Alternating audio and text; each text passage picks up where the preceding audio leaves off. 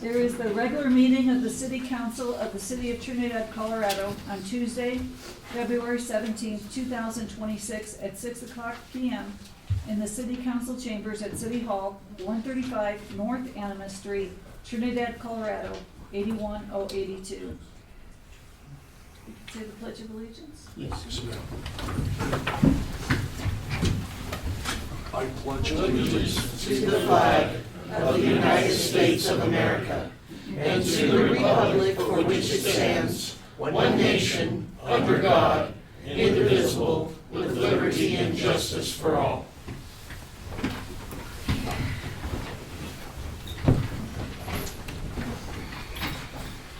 Kimberly, roll call. Peters, here.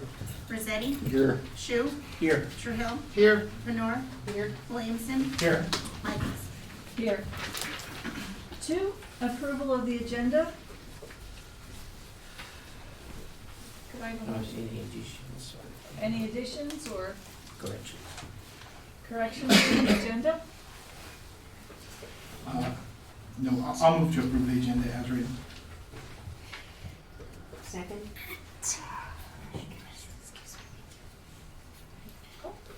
Peters, Yes. Rossetti, Yes. Shu, Yes. Trahell, Yes. Venor, Yes. Williamson, Yes. Michaels. Yes. Item number 3, policy items and staff reports. Mayor, we didn't bring anything forward on policy items or staff reports tonight since we have such a long agenda. Thank you. Number 4, petitions or communications, oral or written.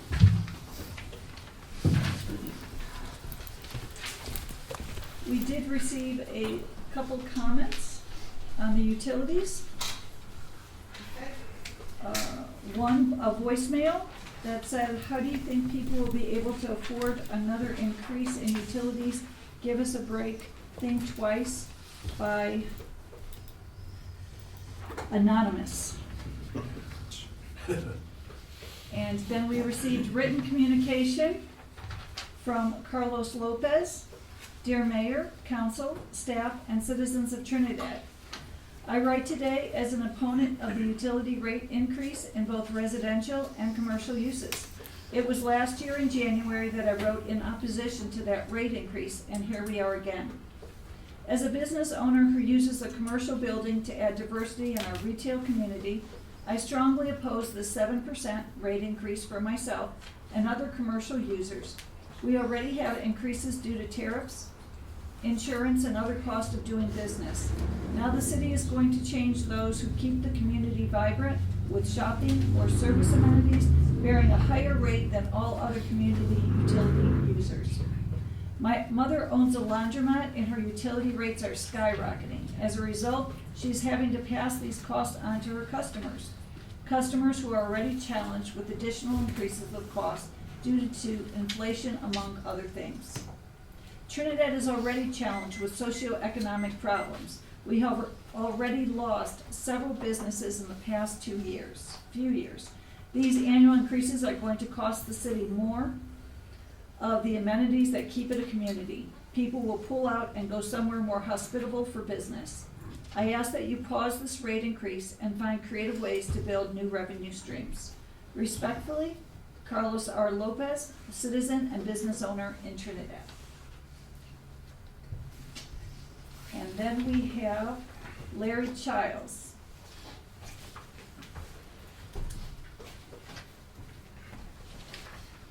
I stepped up here. Absolutely, welcome. Okay. First thing I'd like to say is that I realize that there's 4 of you up there that had absolutely nothing to do with this because it all happened before you were sworn in. But I represent the Masonic Temple. I'm the chairman of the Masonic Temple Association here in Trinidad, and our bills have done nothing but steadily go up. We are a charitable organization for kids, and we've been in this town longer than this town has been in a municipality. We've celebrated our 150 years last year. You guys celebrate yours this year. So we've been around here for a long time. And we're having a heck of a time with everything to, make our bills work. And this 7% increase goes to us too, because we're on Main Street down here. We're tax exempt, and we're still getting taxed for everything, and I don't think that's right either.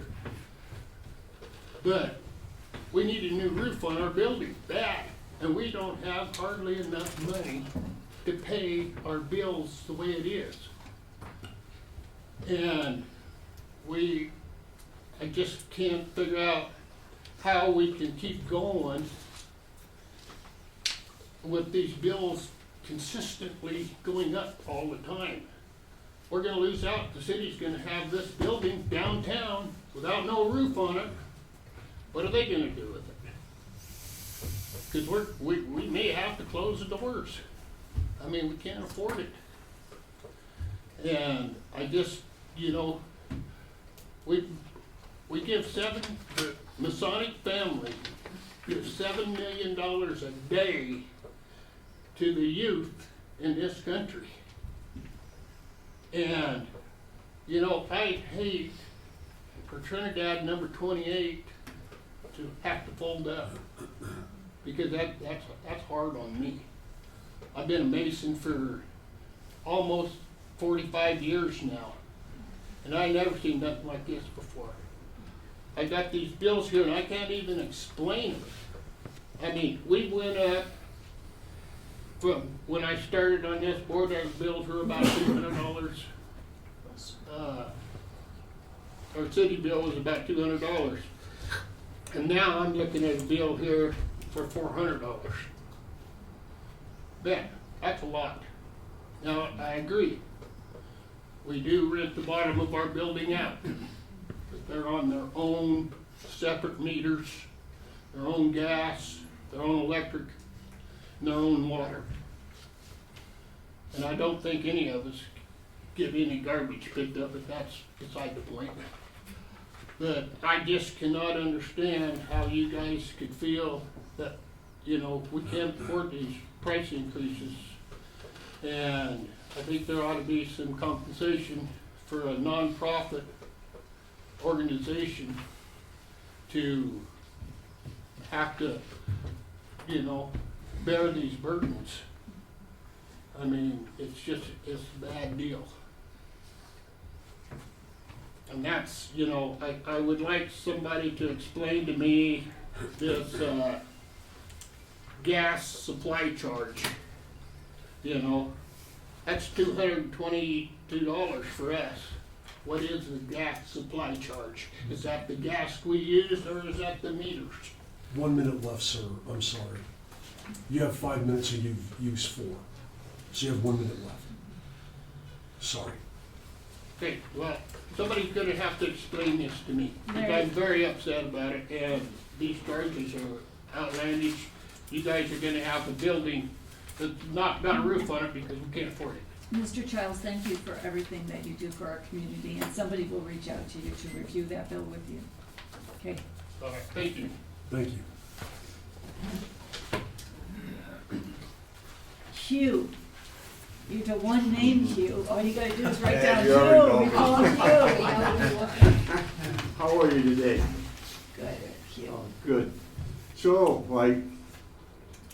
I was so dead set against having the rate hike until it was explained to me. And when it was explained to me one-on-one, it made a lot of sense. I saw what the pipes were looking like and what the infrastructure needs. And then I started thinking that it really needs it. So why would you want to change it from 7% to 4% for the businesses? I think the reason why we. This is, Go ahead. Just public comment, Mayor. Okay, sorry. So, and then I spoke to a few of you out on the streets when I see you walking my dog, and I'm told that, some of these businesses will end up leaving. And I'm thinking, where are they gonna go as cheap as Trinidad? They're not gonna go to Denver, you know, they're gonna go to Albuquerque, you know. It's not a matter of losing these businesses, in my opinion. And then I thought that it was, the last council gave you such a great plan, why would you all wanna change it? I mean, you praised the plan, some of you praised the plan that they left for you, and now you wanna change it from 7% to 4%. And a lot of the businesses that I see, they're not even open 5 hours a week, you know? So if you wanna make a business, you gotta open it. So that's where I stand on it. Thank you, Hugh. Thank you.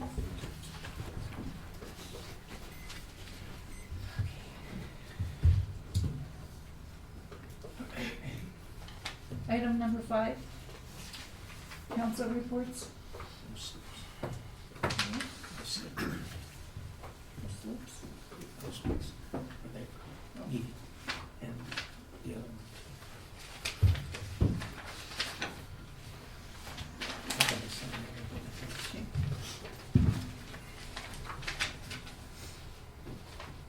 Council reports, who would like to start? Mayor, I have no report tonight. I would like to say that I reached out to former Councilman DeBono, and so I am going to be acting sort of as a spokesperson for the veterans. And so I met today with Dave Sampson and talked to him a little bit. And I'm just gonna start working with them, attending their coffees, and just giving a little update on what they're doing. They had a program, they are doing this mobile pantry that they're bringing out to the fairgrounds. They had their 4th iteration of that program, and they served 44 families and 101 people. And they will be doing that the first, let me see, I hope I don't get this wrong, I think it's the first Friday of each month, but I will know for sure next week. I'm gonna get a flyer from Dave, and then I'll be able to give better information on that. But those are really impressive numbers, and they also allow people to come up to the Champion Building, but that's just for veterans, and they give out some, they have a little small food pantry there. So that's what I worked on a little bit this week. I also this morning took a walkabout with Julie Knudsen down on the river, and she was educating me about Purgatory River Watershed and other partners who are working on the river and what they're trying to accomplish, and that was really educational as well. So that's what I did. Yeah, it's really great, Julie's great. Thank you. Councilman Peters? Yeah, I got a few things. In our last regular meeting, I may have misspoke and unintentionally disrespected our police force. That was not my intent, and I sincerely apologize for that. I would like the public to know that I've been meeting with Chief Rolls from the time I got elected, way before I was sworn in. We've been working together on problems that we all face. We are on the same page, and we are trying to help each other. We are all working towards the same goal of a safe, clean Trinidad. That being said, I've been a big supporter of Tracy Rolls, and he has become my friend. And Tracy, if I did misspeak and say anything disrespectful to you or your crew, I sincerely apologize. And I know we are working for the same purpose. So I apologize about that. Next. On February 7th, the Purgatory Watershed Project held their monthly cleanup headed by Julie Knudsen. There were 35 volunteers that met, and we picked up 60 bags of trash out of the river and along the river walk.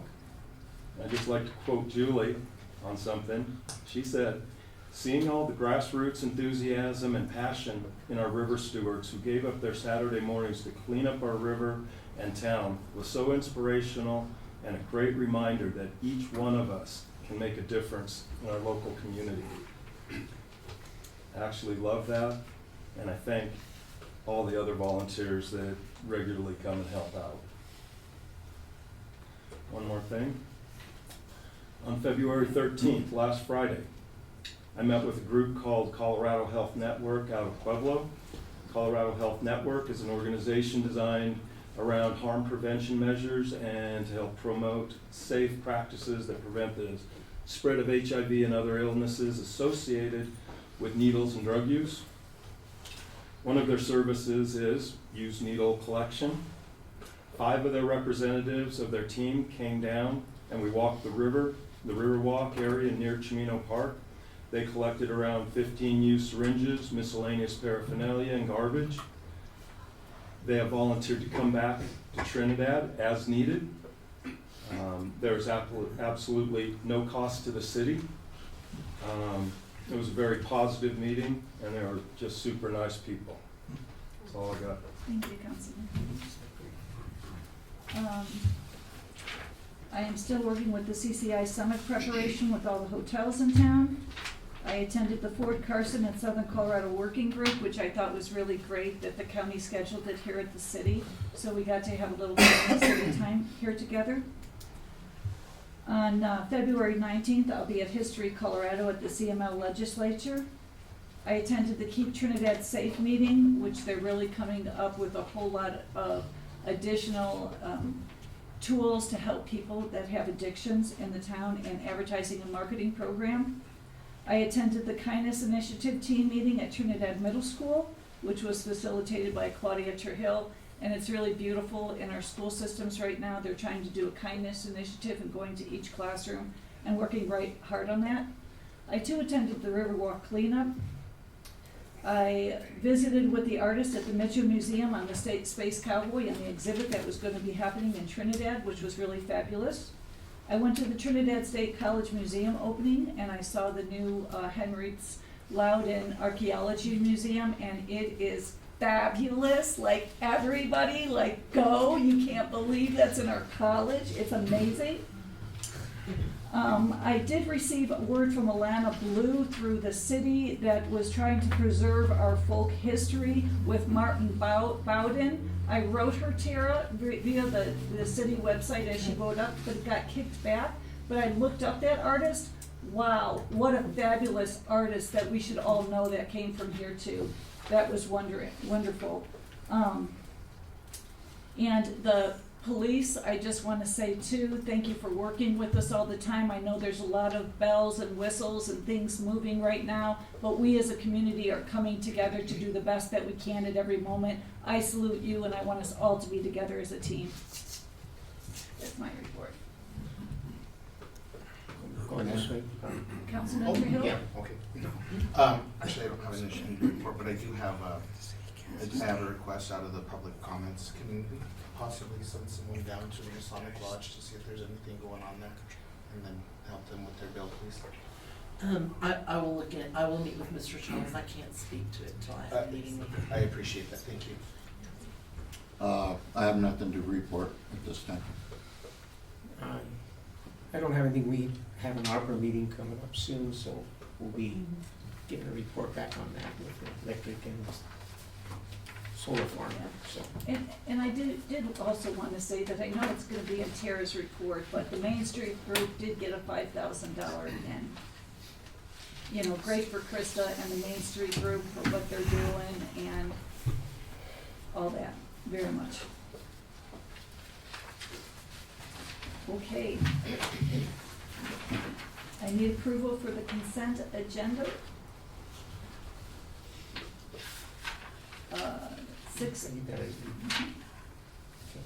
The consent agenda can be adopted by a simple motion. The consent agenda will be read aloud prior to a vote on the motion. Any consent agenda item may be removed from the consent agenda of the request of a council member for individual consideration. Approval of the meeting minutes of February 3rd, which is item number A, 2026. Bills. Are we doing them separately or the bills together? All together. Okay, and the bills. And the payroll. And the payroll.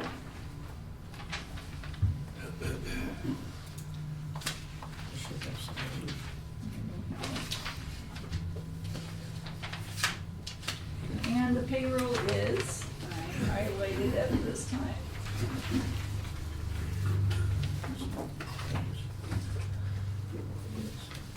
Approval of all the bills expenditures is $1,729,437.91.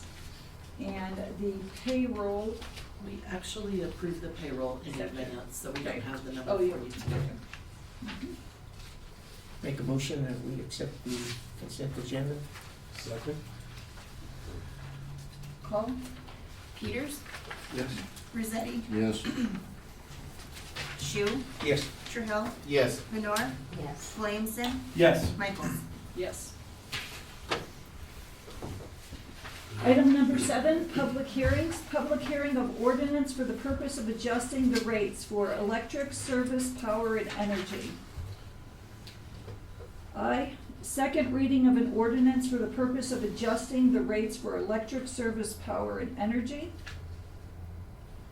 B, public hearing of an ordinance increasing. Actually, No, Mayor, that's that stated was- Gotta do public it hearing first. first. Gotta open. We have it open for the public hearing. Yes. If you could gavel us in, Mayor. Great, thank you, Mayor Michaels. Just to set up a couple of comments before we start, public comment in the public hearing. This particular hearing is over power, our power, light, and energy ordinance. It requests that council approve a 4% increase on commercial rates and a 4% increase on residential rates. This is the ordinance that was set forth after a study that began in late 2024, and it was passed last February. It did, the current ordinance, not the amended that's proposed tonight, but the current ordinance does call for a 7.5% increase on commercial and a 4% increase on residential. So should you decline to approve this tonight, it will revert to the existing ordinance of 7.5 commercial and 4% residential. The proposed amendment is to lower that commercial to 4% commercial, 4% residential. I just want to say a couple of things about this particular fund. This fund governs our power grid and our power plant. The rates that come in from this fund, the revenues that come into this fund are 100% from ratepayers. This is not covered by taxpayers. Taxpayers are the general fund. So I just wanted to remind council that marijuana money can't, marijuana money, sales tax money, it can't go into the enterprise fund. This fund subsides as an individual business based on the rates that are paid by ratepayers. We held 3 community meetings over the past 3 weeks. The first community meeting had minus staff, 3 attendees. We held the second public meeting at noon downtown at Space to Create. Other than staff, we had 4 community members. And the final one we held last Thursday at 6 in the evening at Space to Create. We did not have anyone attend. So we did hold 3 opportunities to walk people through their bills. I would suggest, Mayor, that you bring forward the public to provide testimony, and then Mr. Paul Cordova and Ms. Linda Vigil will come up to answer any questions that you have following that. Okay. Is anyone here for the utilities? For the public hearing. Anyone from the public to speak? Anyone from the public to speak on the utilities? Mayor, if I could please, and I'm sorry for interrupting, I would just suggest that the comments of Larry Childs and Hugh Moore be considered by you as if they were just made during this hearing, as well as the letter of Carlos Lopez. It was right in the record, please. And the handwritten note too that came. The anonymous, yes, sure. Is there anyone else here that would like to speak? If not, I believe Mr. Cordova and Ms. Vigil can come forward and answer any questions that you have.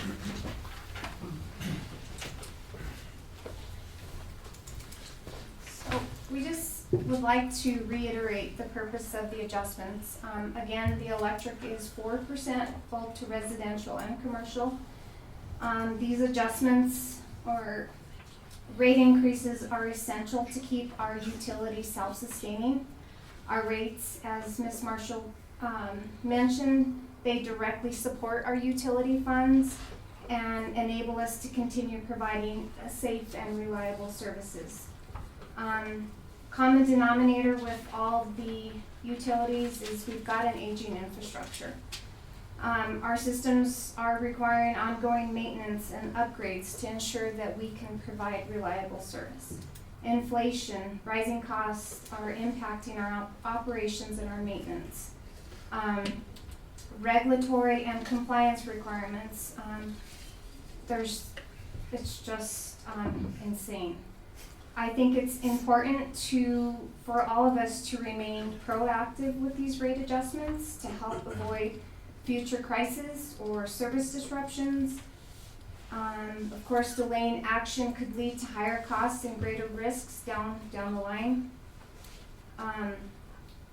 One thing that I thought is Trinidad is unique. We have the privilege of owning all 4 utilities. Not a lot of municipalities can do that or have that.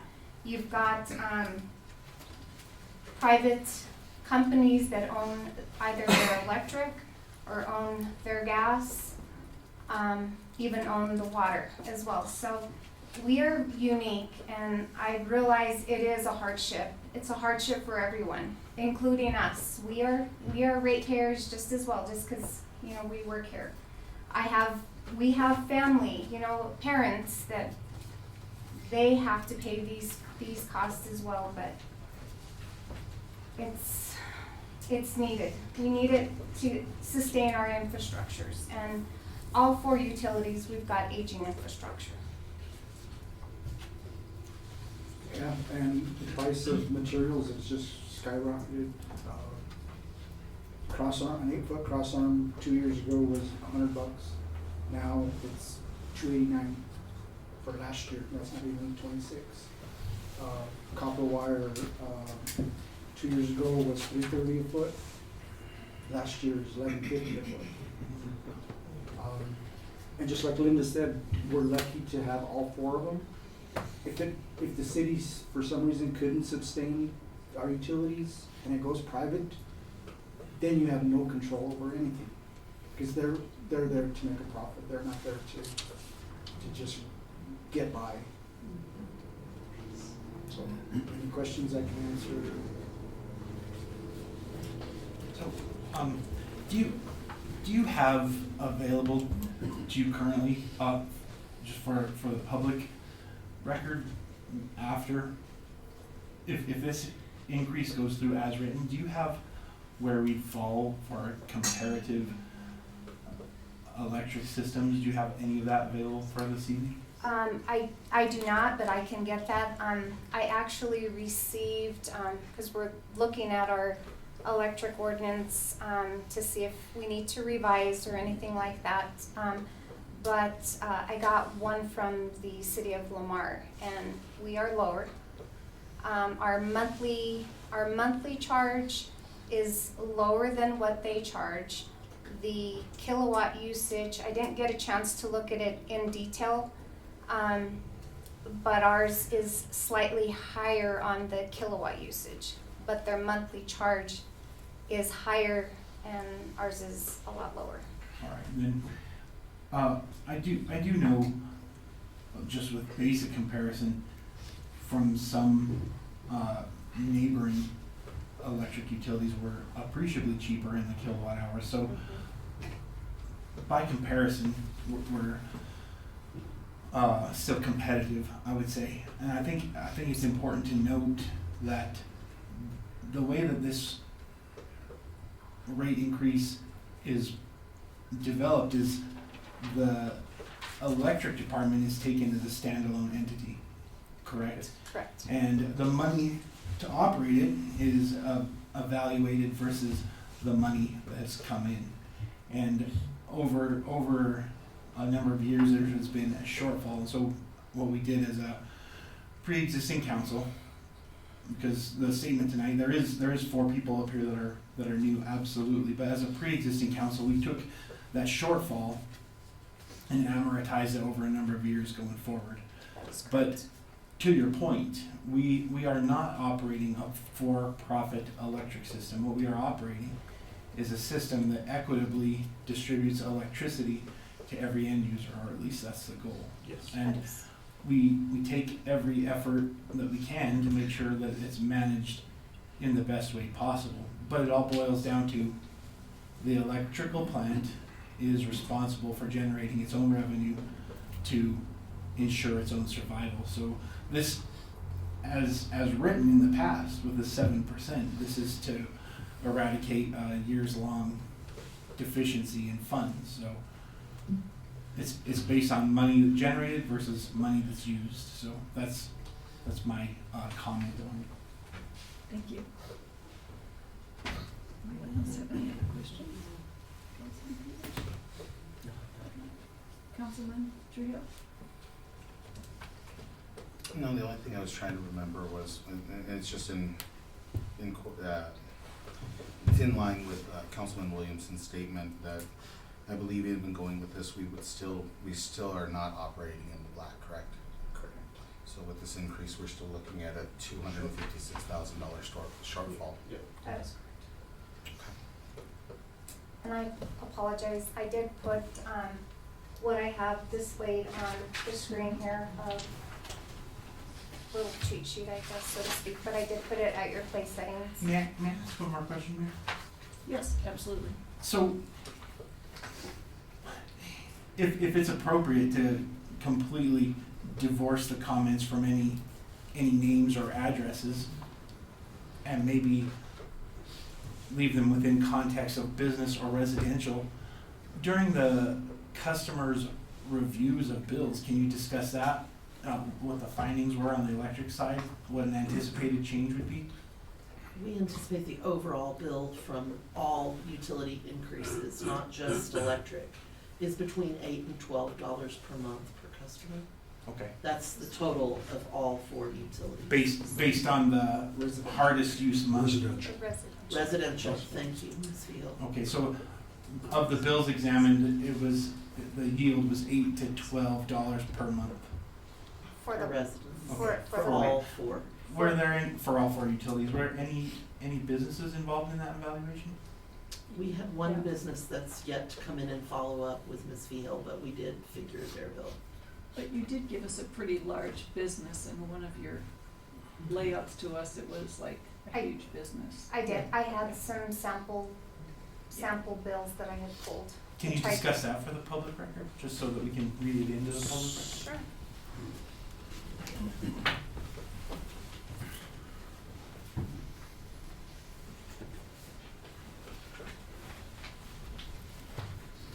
And it should be noted that all of the people that came forward at the meetings were residential customers. Let's see if I got that.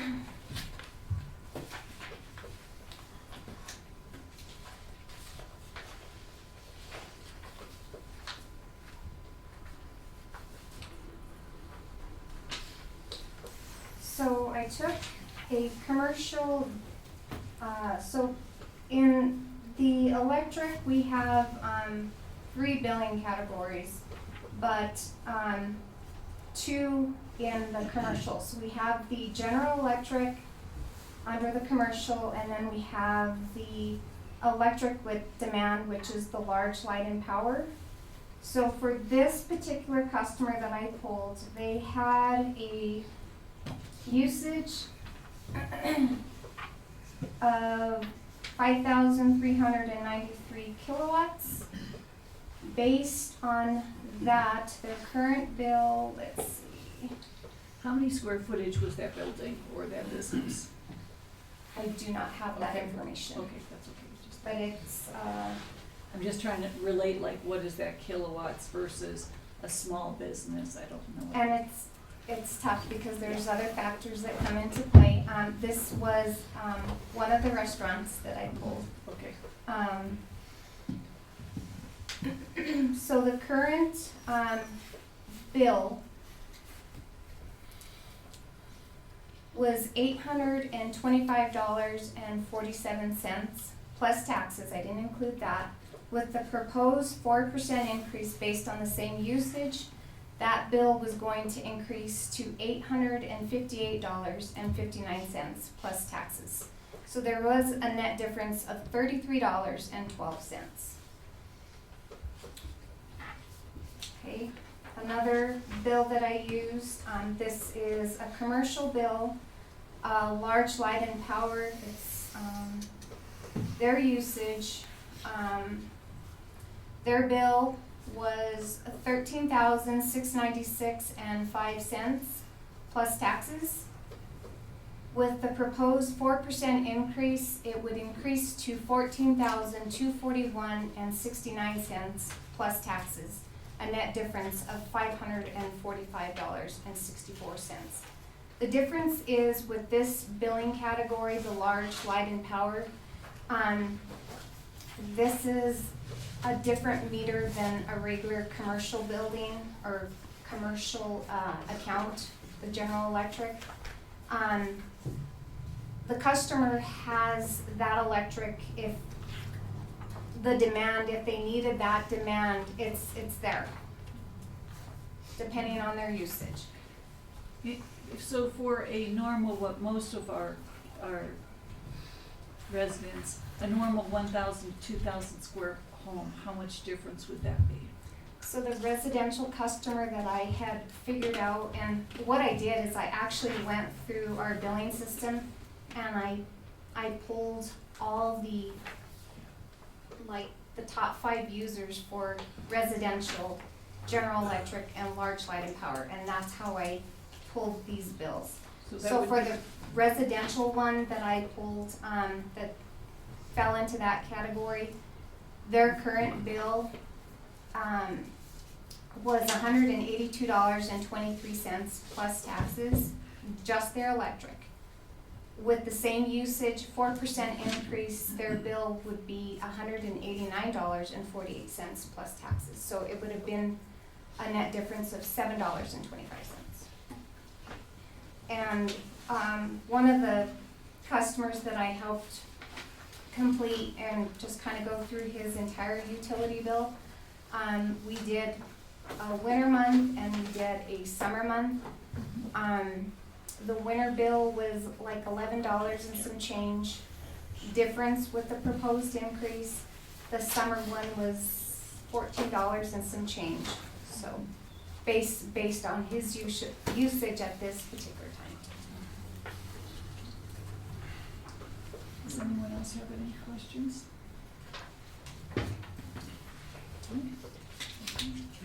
Thank you so much.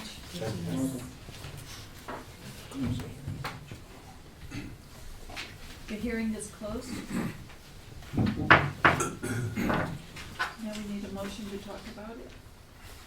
I Does make a anyone- motion to discuss. Okay, a second, Second. call? We need a motion to either approve, not approve, or amend. Okay, We retract that motion to discuss, let's retract the motion. We'll discuss. please. Can I ask a question? Sure. When do we discuss? As soon as we have a motion to approve, amend, or I'll not make a approve. motion to approve. Is there a second? Second. Yeah. Now you discuss. Well, since I made the motion, I guess I'll start. First of all, I think this whole process is broken. 3 of the utilities are gonna go up without even a voice of the public, because we took a poll in a work session and decided only 2 of them needed to be changes. So 3 of them are gonna go up no matter what. We're gonna work in the process of not having that happen again. We wanna hear from the public first. So we get all these rates were discussed by the old council for the next 5 years. You could get a plan for 5 years and stuff don't always look as good as it does on paper in the real life. With that being said, nobody said property tax was gonna go up 40% this year. for everybody in Colorado. Next, you see this price increase, we're discussing Power and Light right now.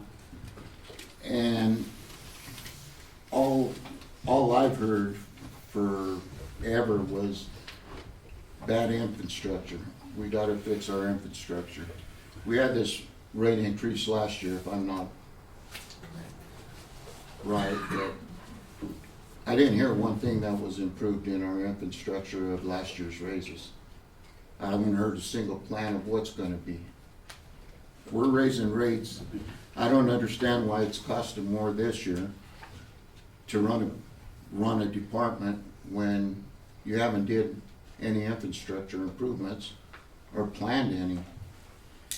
So with that being said, I'd like to amend this to cancel all rates that would reduce the operating revenues by $387,917, which would increase the difference in the operating cost of $139,235 to $527,152.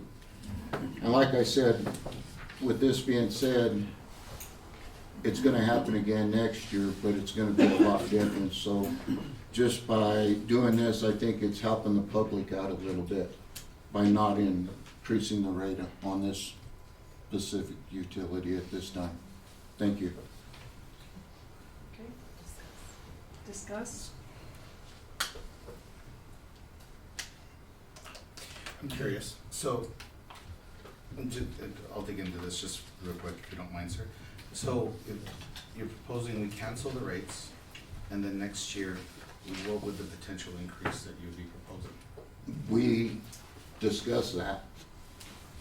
Whatever's brought to us, we'll discuss it.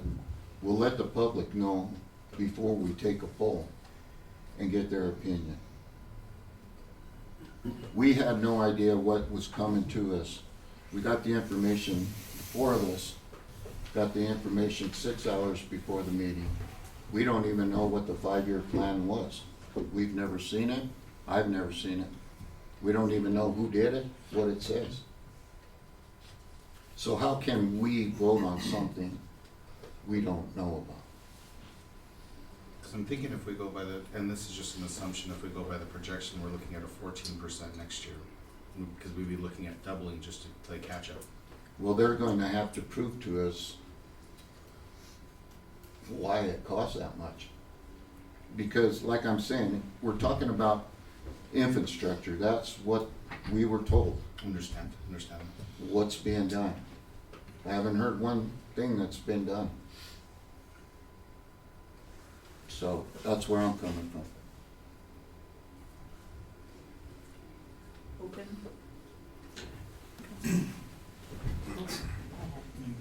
Well, my understanding was a little different, that overall the utilities are operating in the red. Is that correct? Or not?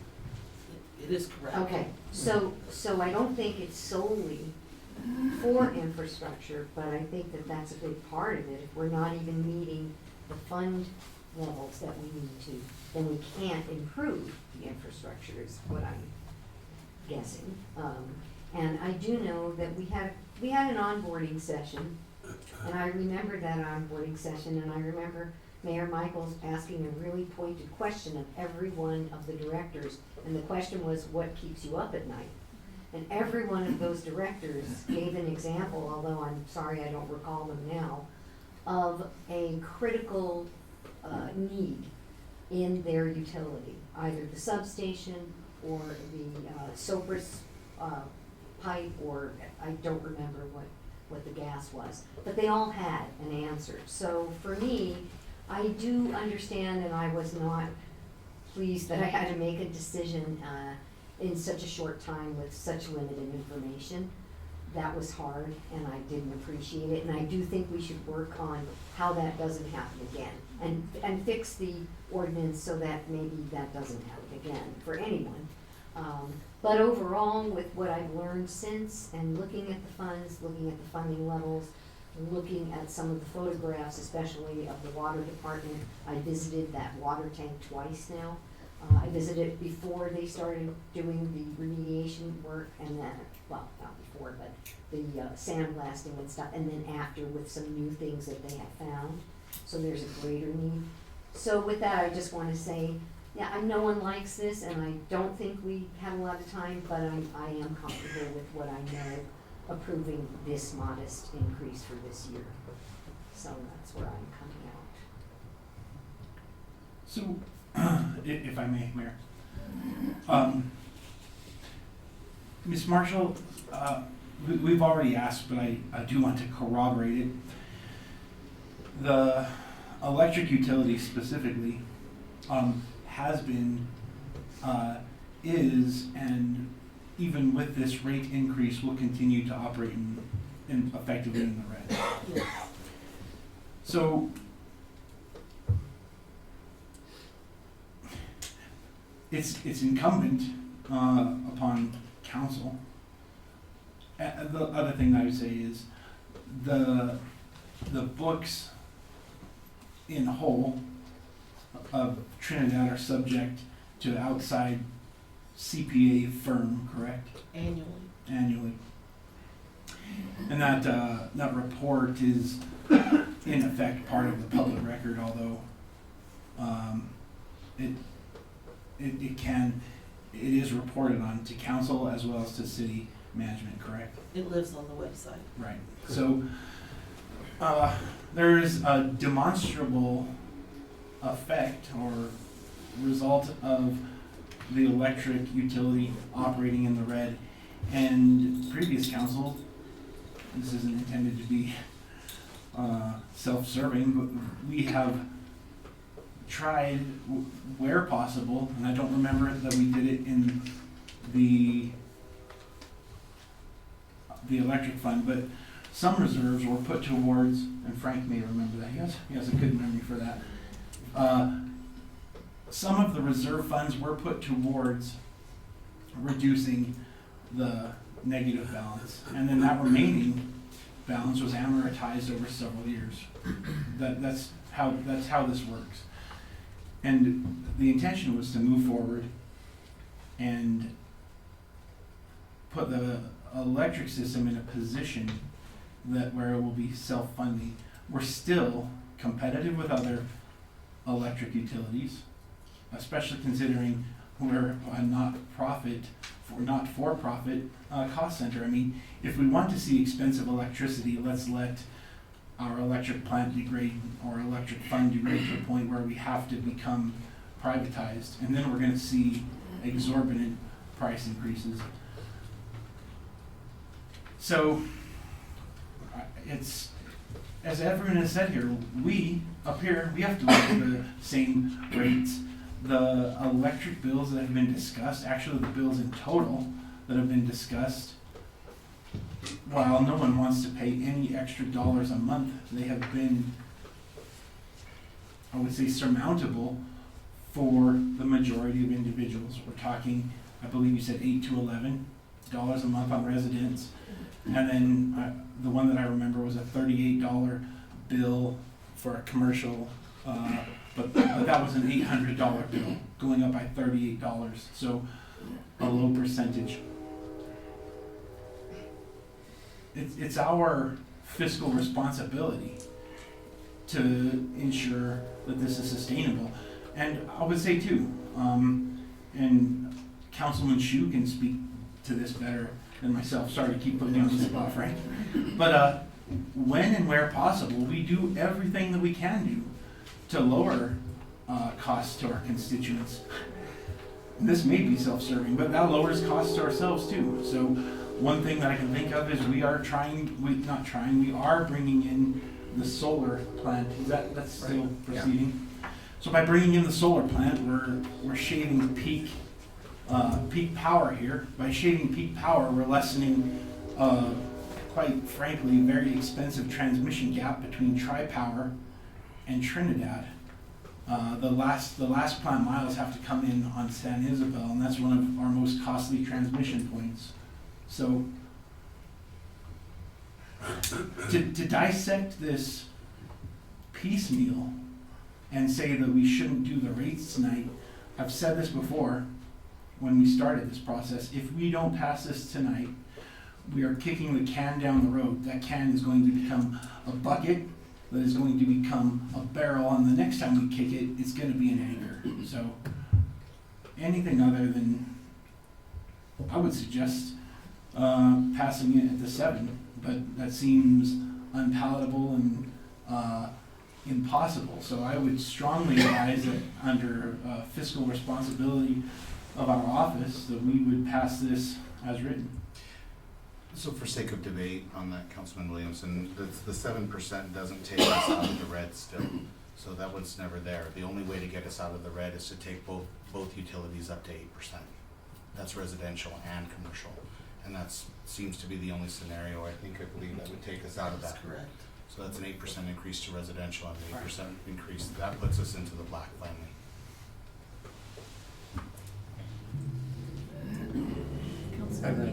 I'd like to make some comments on power and light. I've had some experience there. They have done some infrastructure work. They replaced the main switch boxes at the power plant, which were out. They also got a new truck for safety equipment to keep the power going. And they changed some of their procedures for transformers now that new residentials have to pay for them and stuff, which takes a little money, helps with their funding.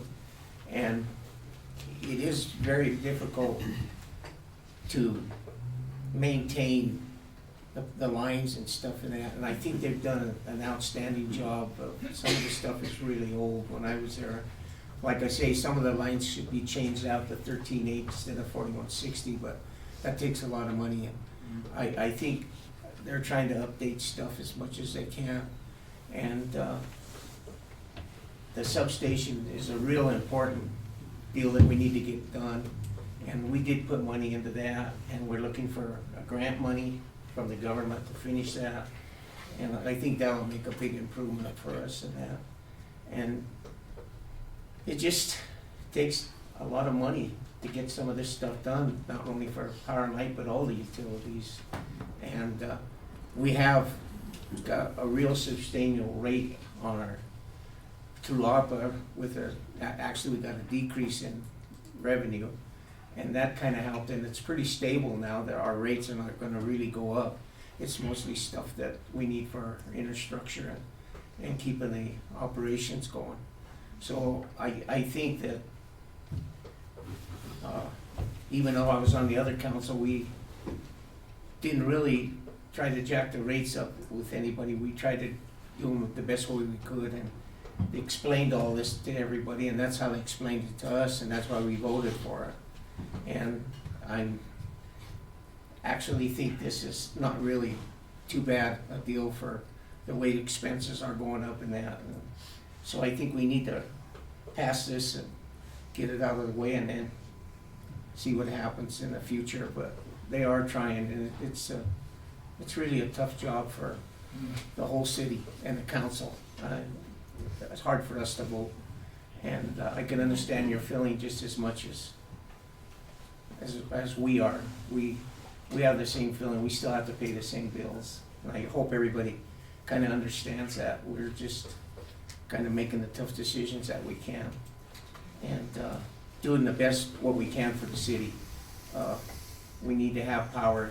If you don't have power, kind of out of luck. So, and just a real good example today, Black Hills, which is a company, they were gonna turn the power off on towns and communities just because the wind was blowing. Well, in Trinidad, we didn't have to do that.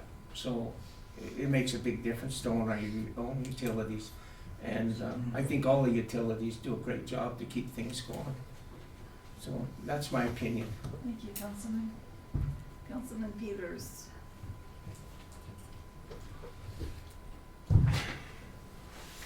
Okay. As a general contractor and a citizen, I'm fully aware of the rising inflation costs across the board. Our cost for building homes has gone up approximately 10% a year over the last 5 years. I also fully understand that we have ongoing infrastructure needs. I'm a strong advocate for maintaining infrastructure. I believe infrastructure is a basis for a good foundation. As a city councilor, it's my responsibility and priority to have safe, reliable energy delivered to our citizens. We all should expect that those of us that use the services should expect to pay more. It's absolutely unrealistic to think that we can hold rates flat when everything around us is going up seemingly every day. With that being said, I will only consider an increase if we amend the process laid out in section 7.2 of the electric ordinance to have annual verification of financial need and public comment to coincide with the budget process. It is my opinion that automatic rate increases based on a computer program do not take into consideration of our local economic factors or situation. I believe what I see and feel in our community versus what a computer program would tell me. Automatic rate increases deprive the public of voicing their concerns. I believe that raising rates without a public hearing is wrong. That being said, I believe I would like to amend the motion that Danny just made. And that would be to amend the ordinance to reword section 7, number 2, to be as followed. Number 2, the implementation of any annual rate increase shall be reflected in the draft budget due from the city manager to city council annually on the first Tuesday of October. Any rate increases will be subject to annual verification by city council no later than August 1st. And any approved rate increase will not be implemented until January 1st of the following year. Furthermore, any rate increases should be preceded by broad community outreach, including community meetings, accompanied by the required public comment and public hearing as prescribed by state law. Mayor, you have a motion and a second on the floor. Does Councilmember Rossetti wish to amend his motion?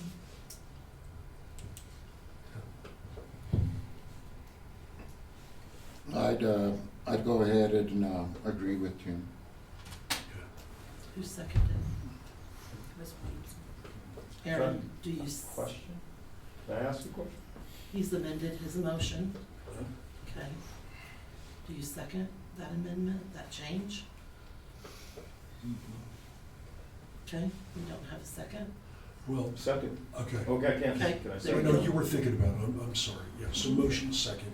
Okay. Okay, so, So the amendment has been, the motion has been amended.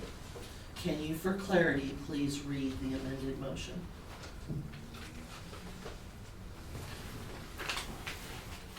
This is section 7, I guess paragraph, section 2.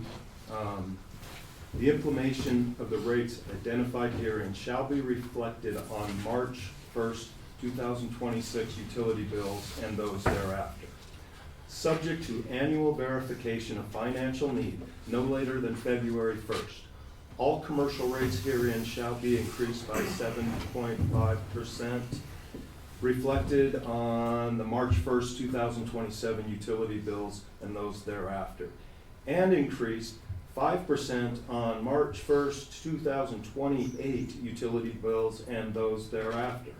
Commercial rates shall be increased by 3% annually and may be reflected on the March 1st utility bills and those thereafter, beginning with the March 1st, 2029 utility bills.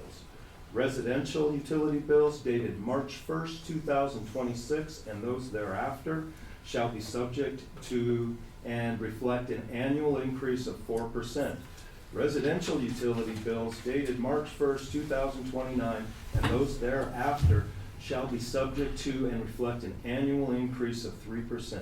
Residential utility bills dated March 1st, 2032 and those thereafter shall be subject to and reflect an annual increase of 2%. Okay, just for clarity, that was not the motion you suggested and Councilmember Rossetti made. There was more to that. I than have the first- motion that you made. Would you like for me to read it? Sure. Okay. The motion that Rossetti amended his to be is, I make a motion to amend the ordinance to reword section 7, number 2 to be as follows. Councilmember Peters just read is what is in the ordinance right now. Number 2, the implementation of any rate increases shall be reflected in the draft budget due from the city manager to city council annually on the first Tuesday of October. Any rate increases will be subject to annual verification by city council no later than August 1st, and any approved rate increases will not be implemented until January 1 of the following year. Furthermore, any rate increases should be preceded by broad community outreach, including community meetings accompanied by the required public comment and public hearings as prescribed by state law. Is that correct? That is your motion. Councilmember Rossetti? By saying that, then is it 4% for both? The rate increases go forward, 4% for resident and 4% for commercial. commercial. The rate increases go forward.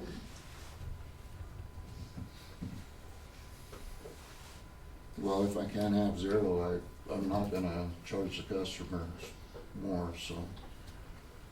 So Counselor, we've had a motion that's amended. Now Councilmember Rossetti doesn't want to move forward with that motion. We still have that original motion on the floor. I'd make a motion to move forward with the amendment as written. May we please resolve the sitting motion that's on the floor, Councilmember Williamson? Okay, you amended. I amended it, I'm not gonna get what I want, I know that. I just want the public to know. So you Well, I amended, understand. Councilmember Peters seconded my suggestion, Mayors, we call the vote. You will be voting on the amendment that I just read, The original red amendment. this amendment that I just read from Councilmember Peters. Question? Maybe we have discussion first? Oh, yeah. Okay. I think we're right.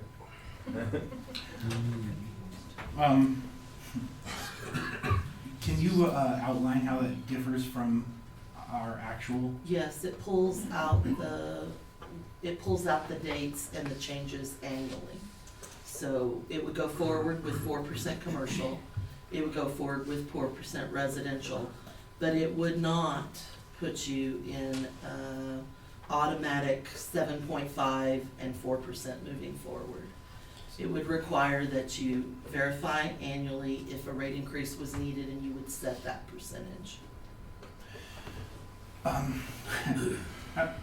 What we're doing right now effectively nullifies months and months and months of work and condenses it into the matter of several minutes. It'd be an exceptionally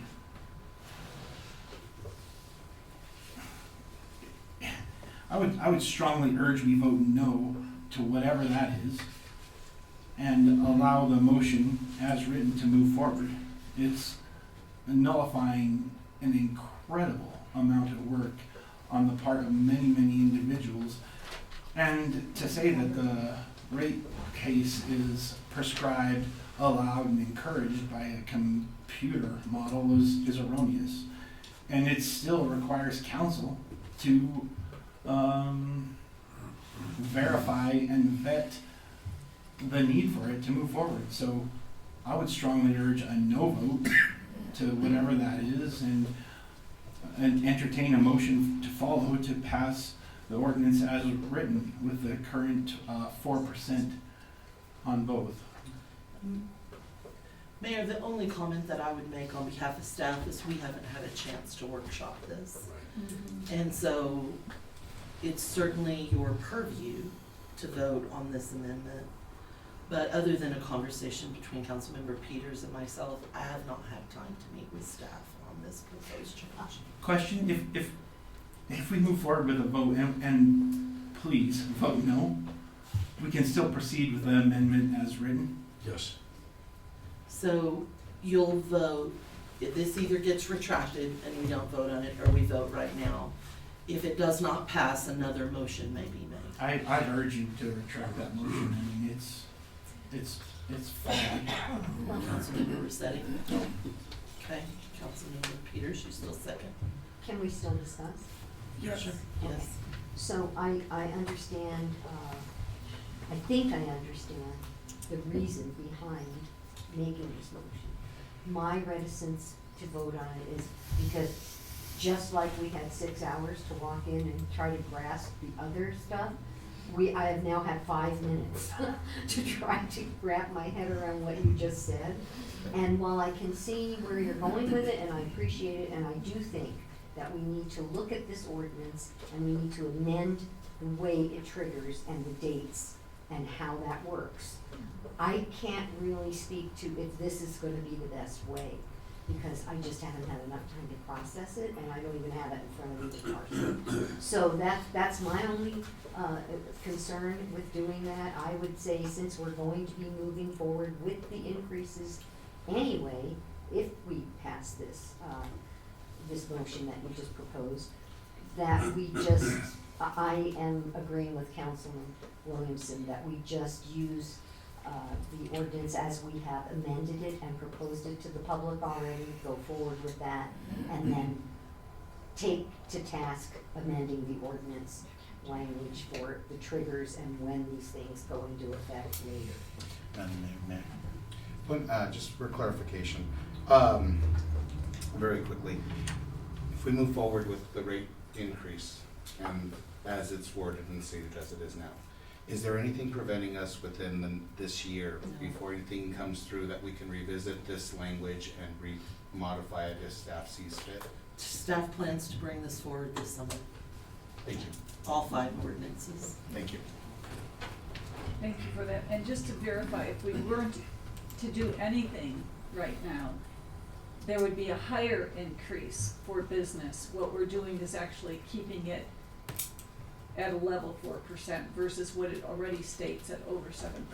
Is that correct? Final comment, Mayor?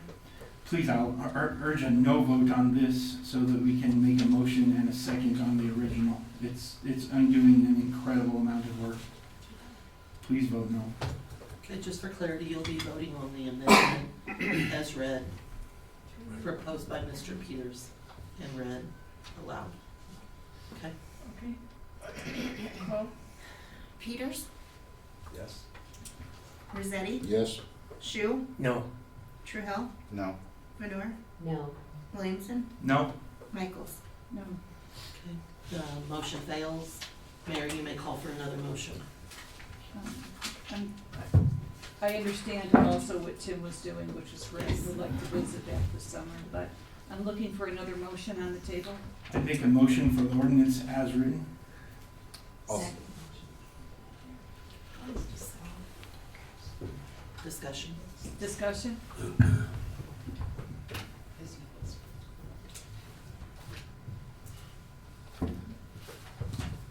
Anyone else would like to discuss? I'd just like to say something. I came up with this because we were put into a position on our first day of our new council with 4 new members on a work session. We were confused. Speaking for myself, I was a little bit confused. I understood that if we didn't do anything with the ordinance put forward in front of us, that they would go into effect. I relied on some senior members of council, and I asked, and I was like, well, okay, this is just a pass-through. I thought it would be passing through to a public comment and then going on. I was wrong. I think Tara probably told me 20 times, if we do nothing, it passes through. I still didn't understand the process, and I was confused that the 3 ordinances that we originally went to passed. I didn't know that it passed and there was no vote, no public comment until the next agenda came out, and we're like, why aren't these on there? And then we go, oh my gosh, we passed them through. That's why I'm trying to change the dates. to put it within the budget process. It seems like it's, you know, the cart before the horse when we're dealing with a budget from 2025 that was approved, and then here we are, the first council going into 2026, basically with literally 5-6 hours to study scenarios. That I was not prepared for that, and I wanted to put it into a different calendar schedule so we were all understanding. Instead of 2 years from now, we're gonna do it again on February 1st, and it's gonna be the same relative chaos. That's why I was trying to amend it. And I think that's really respectable, Tim, and I think the city hears you. That's why Tara says she's gonna do it this summer, because I think your opinion is loudly heard. Thank you. Okay. Call for the vote. Peters, Kind of forgot where we're at. Am I? Voting to approve the ordinance as presented. The alternative is a higher interest rate, or higher rate change, so that being said, yes. Rossetti, I'll stick with my no. Shu, Yes. Trahell, Yes. Yes. Lenore, Yes. Williamson, Yes. Michaels. Yes. The amendment passes. Public hearing 7B. Public hearing of an ordinance increasing the gas delivery charge applicable to all customer service classifications.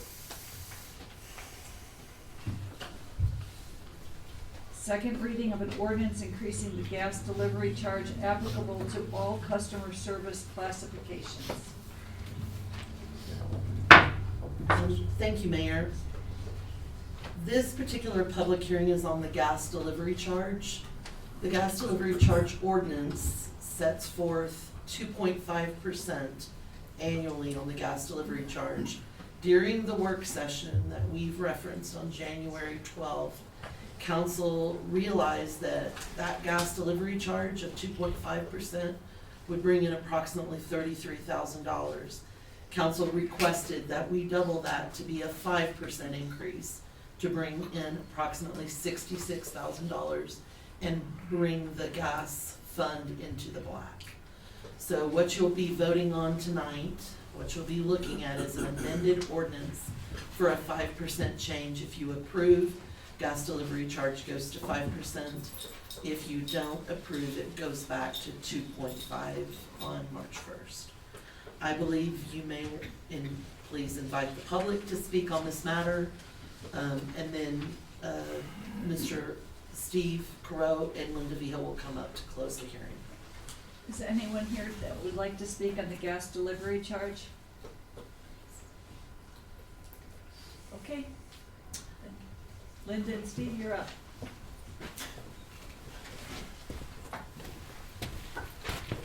And I believe Mr. Carreau can answer the question about what a delivery charge is. We got that question earlier tonight. I think it was called.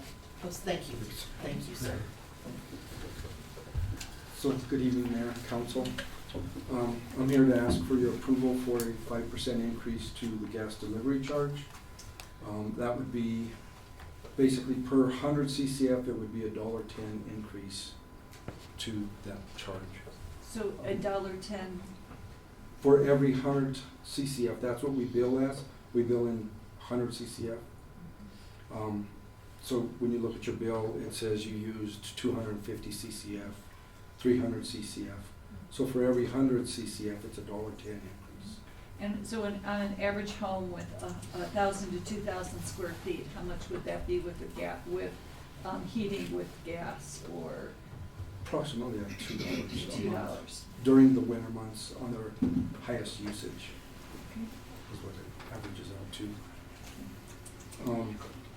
So again, we are here we talked about infrastructure improvements and stuff like that. And last year before, we asked for an increase for infrastructure improvements. I said we were going to do regulator station upgrades. We bought all the material for the regulator stations. We've upgraded 2 of them, we have 5 to do, we have 3 more to go. One way I am trying to save money for the city is we're trying to do this all in-house. I'm able to do it probably anywhere between 30 and 35,000.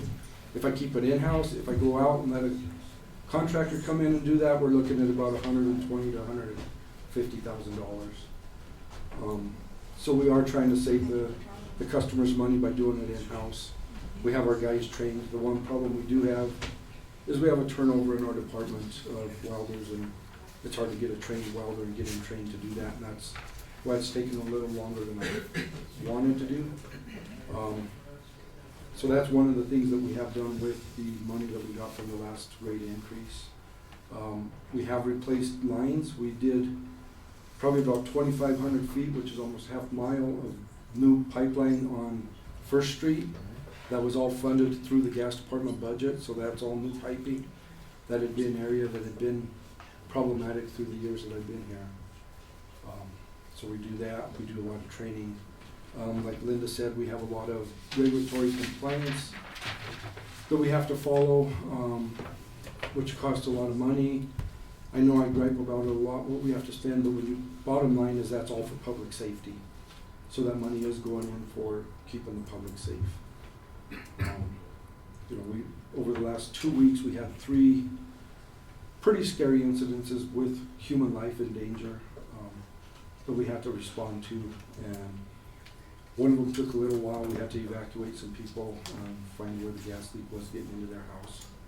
We got that one taken care of. We had another lady rushed to the hospital, supposedly carbon monoxide poisoning. We did a complete investigation of her house. We came up with no carbon monoxide, trying to see what actually she had, but it's a HIPAA kind of thing, so we got to be touchy with that. And then we had another one where a gas meter was hit. The car was on the gas meter, gas was leaking into the atmosphere, and we responded quickly and got that situation taken care of. So again, the money goes for training, quick response, equipment that we use to do this kind of stuff. Some of that stuff goes unnoticed to the public. They don't realize what we do in situations like that, so I just want to make it clear that's some of the things we do. The other thing we're looking at is gas is dependent on weather, the usage of gas. Everybody knows we've had a warmer winter than normal. Today I was just doing some calculations on how that's affecting us.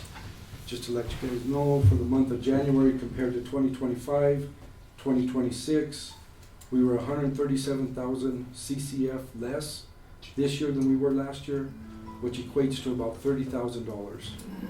So we did not collect $30,000 this year that we collected last year. So again, I'm running a business here for the City of Trinidad. Our business is the City of Trinidad gas distribution system. Trying to manage that with the funding we have. We have a shortfall last year of $61,000. We're trying to increase that by 5%. We had a projection that would be back to equal, but with the weather being so warm and we're not selling enough gas, we don't know where that's going to come. So hopefully we have a cold fall and we can make up for it at that time, because I don't think we're going to make up for it in the next few months on this end. February's been warmer than normal anyway, so I don't know what the February findings are going to be. And then to answer the question about the gas supply charge. The gas supply charge is the gas that we purchase from a company to go into our distribution system. We don't make a profit on that gas. That gas is purchased for a price and sold to the public for the same price. There's no profit on that price at all. So that's just a straight pass-through. Whatever we buy it for, we sell it for that price. We have to manage that. We kind of manage that throughout the year. If gas prices go up or they go down, I'll be coming back to you to adjust that specific part of my billing system charges. So just for clarification for the public, so you're buying the gas and selling it to the public at the same price? Yes. But all the labor and all the construction still comes from the city cost? It comes from the delivery charge. Okay. Yes. Delivery charge pays for operations and maintenance. Supply charge is a straight pass-through just for the product. It's federally illegal to make a profit on that product. Okay. So we don't make a profit on that. Another thing I'd like to let the new council know, But we do have the public in consideration all the time when we're making decisions. We're always looking how it's gonna affect the businesses, how it'll affect individuals, you know, the elderly on fixed income, stuff like that. So about 2 years ago, with staff and with council's approval, we ended up taking out of our reserve funds $1.5 million that we could have put towards the public and had them pay for it. But we decided as staff, and we approached council with it, if they would approve that for us, that we would take 1.5 million out of my reserves, pay that off, and not put that burden onto the public. So that's different ways that we do have public's best interest at hand. We're always looking out to how it's gonna affect the public and what we could do to keep them, you know, from paying extra costs. And just for the record, when we do that, that means there's no reserve there now for us to rely on later. Yes, yeah. That reserve is down, and we're just hoping we don't need to pull that reserve out, so keep our infrastructure going. And if we want to sustain growth as a city, we got to improve our infrastructure, not only the one that's there, but the future infrastructure. So I'm looking into a gate station at the north side of town. A gate station is where we get gas put into our gas system. Currently, we only have one, which is on the east side of town by the movie picture show house.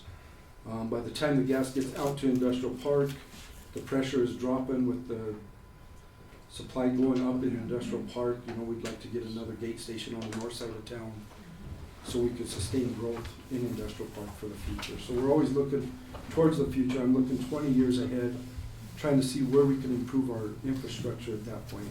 So we're all looking at the old infrastructure, looking at new infrastructure, trying to improve as we go that way. So for understanding for the public, when you need to, when you're looking for a new gate station, what does that consist of? It's quite a bit. What we're looking to do is try to get a tap off of the Walsenburg line. They have a line that goes from Trinidad to Walsenburg. We're looking to see if there's any way we can work with Walsenburg. That's the first step, if they'll allow us to do that. Second step is we gotta get it engineered. We gotta get easements. We gotta figure out where we're gonna make the tap, where the easements are. A lot of paperwork goes into this, a lot of involvement. We gotta get with consultants, attorneys, gas engineers. So all that money will go to that just to get this started. It's a long process. You're probably looking at, if we do get the go-ahead from Walsenburg, 2 to 3 years before we actually start construction on that. So there's a lot of behind-the-scenes work that goes into doing a lot of these projects. A lot of involvement with a lot of people. Any questions for staff? Any other questions for staff? Thank you. Steve, I Sure. just got to state, I appreciate everything you guys do. My only issue is the process. So, Yeah. I mean, I have total respect for what everybody's doing. It's just the Understood. process that I have to look at. Yeah, that's fine. Understood. Thank you. That's it. And, Thank you. Thank you so much, Mr. Clerk. Close the public hearing, please, Mayor.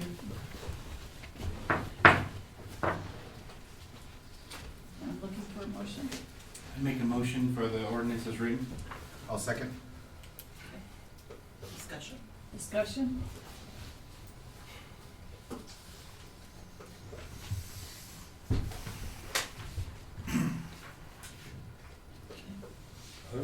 I was just waiting for a turn. Mhm. I said my piece before, so I ain't gonna go nowhere, so. Okay. Anybody else have anything? Basically, I'm saying the same thing over again. Yep, I know it's not gonna go anywhere, yep. but I'm a little bit relieved that in my talks with Tara, that all of these ordinances that we've been dealing with the last couple of months are gonna be part of the budget process this next year. Is that correct? That is correct. So, I mean, I've got the same argument, but that almost solves the issue.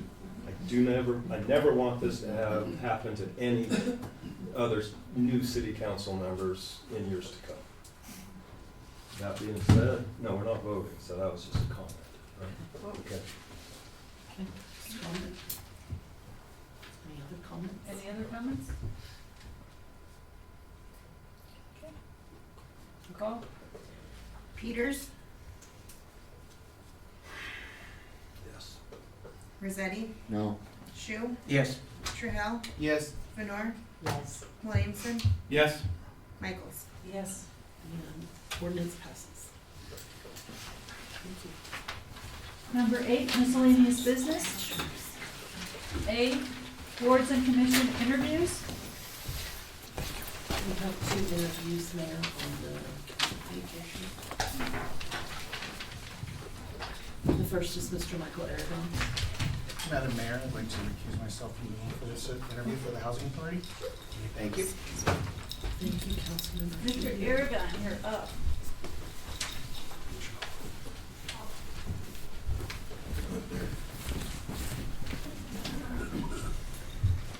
Good evening.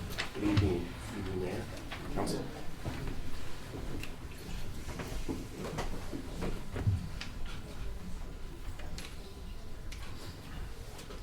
Do you have any statements you'd like to make to us? I'm unfamiliar with the process this time. We're interviewing Mr. Aragon. Do you have questions? Yes. I'll go ahead and start with Mr. Williamson. Hi, thank you so much for taking time out of your night to be here. I would say to sit through that, it's very important work that we're doing, but to sit through that, I think it shows an extreme dedication to the work that you have been doing. So if you don't mind, can you share with all of us just your brief experience and what makes you want to stay on that board? I mean, it is I think it's fair to say it's a thankless position in so many ways and a ton of work. So let us know why you want to be there, please. Sure. So initially, I'll counter that. I don't think it's a thankless position because the work that Housing Authority does puts a lot of folks out of risk of being homeless or unhoused. It's a vital piece of our community, and as my current employment with the Department of Human Services, we work closely with Housing Authority throughout the year, looking at identifying means to mitigate risk for our elderly and at-risk families and folks that we work with. I have served as the board chair for the last year. My appointment ended in January 31st of this year. So my seat has been open at this time, but my brief experience with the Housing Authority as chair has proven to me that consistency among the commission board members is necessary moving forward. We've had a lot of major challenges to overcome in the first year of our tenure as a new board. The entire board was reseated last year. And with that, we've had to make some major alterations to our staffing within that department so that we can have a viable future and opportunity moving forward with Housing Authority as an agency. Other questions? No, it sounds like you've been to the board or been on the board previously.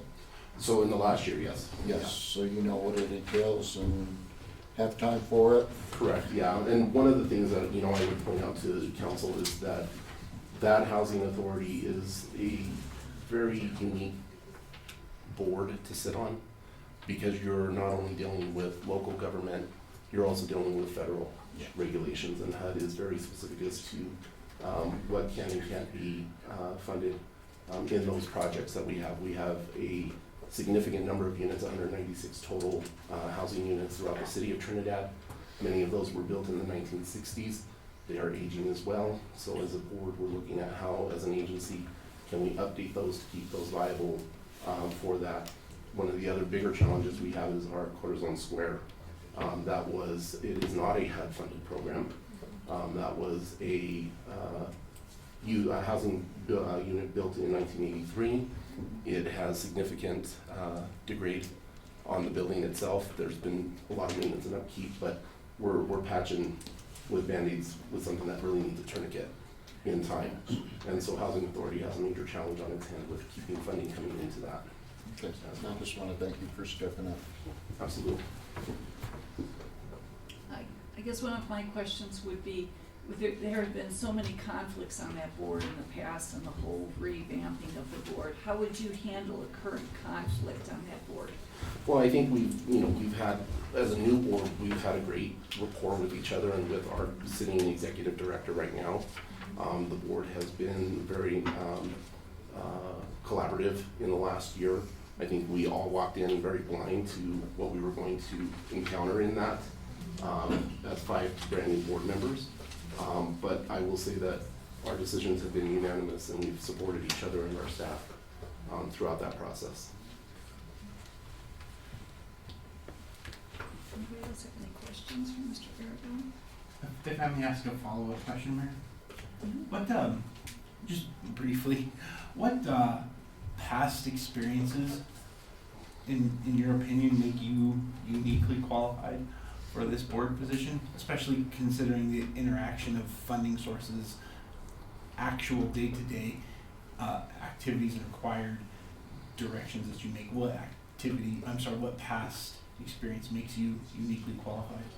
Well, I think, a couple of things. One is having worked for numerous boards and commissions in the past gives you a sense of what the role and the responsibility of that board is, right? As a board, we set policy for the agency and leave the day-to-day operations to our executive director and the staff.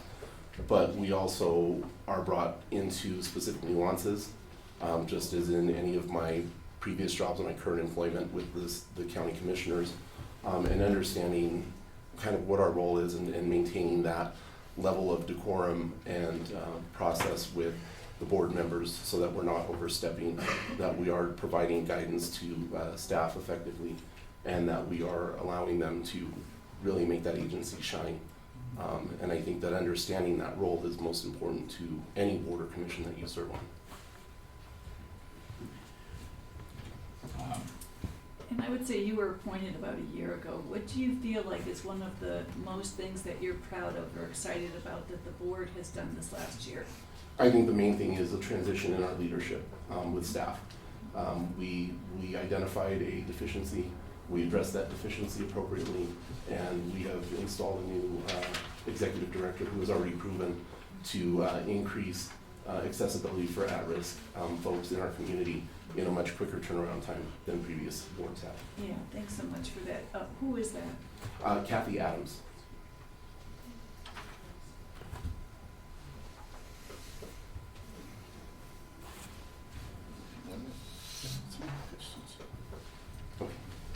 Anybody else have any other questions? Thank you. I don't.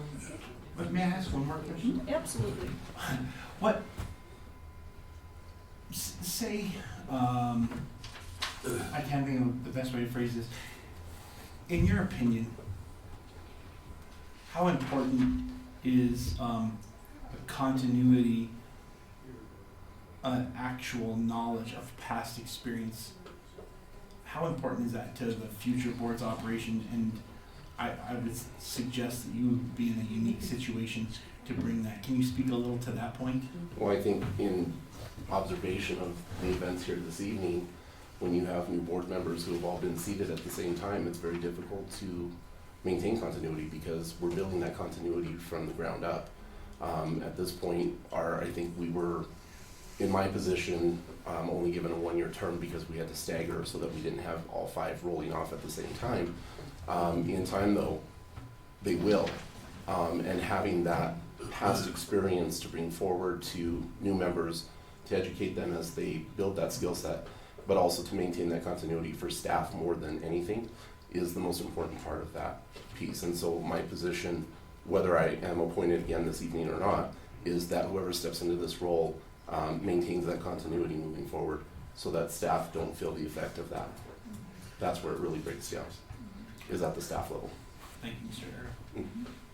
Thank you so much. Thank you. Thank you. Thank you, Thank you, sir. Aragon. Is Catherine Harris here? Yes, she is. Hi, Catherine. Hello.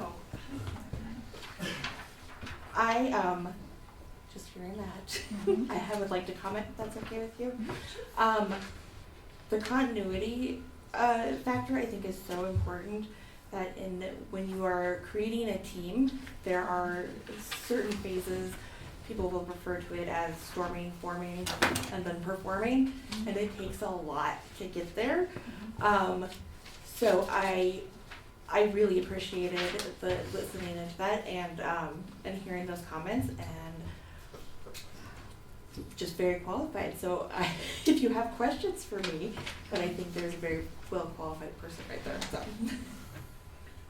It's pretty difficult for us to respond. I know, I'm sorry, but Why were you interested in being on the board? so I am very interested in helping out the community. I am a bit of a process and policy wonk, so I enjoy learning new regulations. I work in a highly regulated environment with financial services company, but also with IRS, so SEC and IRS. I was just reading the municipal code for the city earlier today. You may not throw stones at buildings or people here. So yeah, that's just really why I would really like to get involved in the community. So what do you know about the board and its work? So I watched a couple of the board meetings on YouTube. It does seem like it is a very intense board, a lot of important work. I was on a housing voucher way back when my children were small, so it is something that is very important to me, that making sure that people have access to the right to housing. So what would be your value to the board? I have been a project manager for 11 years, so I have a lot of experience with organization, a lot of experience dealing with many, many stakeholders on projects, experience with budget management, and really, I think the biggest part of being a project management is conflict resolution, so I am fairly good at that as well. Mayor, if hypothetically, if you weren't selected for that board, would you have interest in serving on any other? I would, yes. I actually, in my application, I put interest for several. I just wanted to verify that for the record. But thank you so much for your interest here. It's great to have qualified people that are interested. So I definitely personally appreciate your enthusiasm. Thank you. Anybody else have any questions? Thank you. Thank you for Thank you. Thank you. If we could call Councilmember Trujillo back in.